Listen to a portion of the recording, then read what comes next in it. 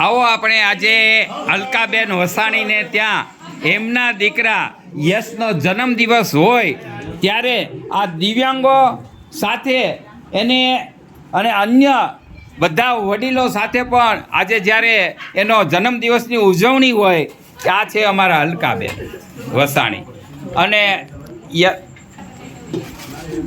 તો યશના જન્મદિવસ નિમિત્તે આજે અલકાબેન વસાણીના ઘેર એક પાર્ટી રૂપે બધાયને આમંત્રણ આપી અને બધાયને એના જન્મદિવસ નિમિત્તે સરસ મન ભાવતા ભોજન પીરસી રહ્યા છે.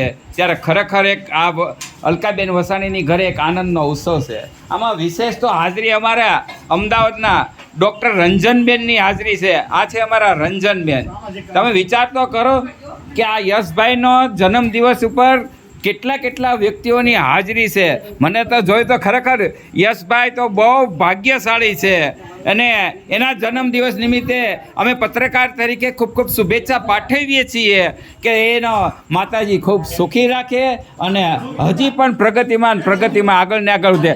એમાં વધારે તો જો અમારા આ છે મનસુખભાઈ સિહોરના દિવ્યાંગના તેમજ અન્ય સેવાકીય પ્રવૃત્તિના હમણાં એને એવોર્ડ મળ્યા છે સુથાર જ્ઞાતિના સિહોરના પ્રમુખ તરીકેનો, અને એ પણ બિનહરીફ ચૂંટાણા છે.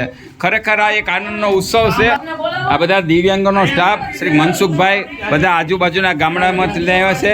એના ચહેરા ઉપર પણ કેટલી બધી ખુશી છે. જુઓ તો વિચાર તો કરો, આ પ્રસંગ કાંઈ જેવો તેવો ન કહેવાય. યશભાઈ તમે તો બહુ બળભાગી છો અને ખૂબ જ તમારા આ બધાના આશીર્વાદ મળે, એમાં ત્યાં દિવ્યાંગોના આશીર્વાદ મળે ને એટલે તમારો જન્મદિવસ સાર્થક થઈ ગયો આસ્તો. અને આ અમારા વિનુભાઈ પત્રકાર, ઓહો એની દામનગરની ગમે ત્યારે દિવ્યાંગોનો કાંઈ પણ પ્રસંગ હોય એટલે એને હાજરી અચૂક આપવી જ પડે છે અને આપે જ છે. એ ખરેખર એક નવાઈની વાત છે. અસ્તુ બધાને જન્મદિવસની શુભેચ્છા પાઠવીએ છીએ.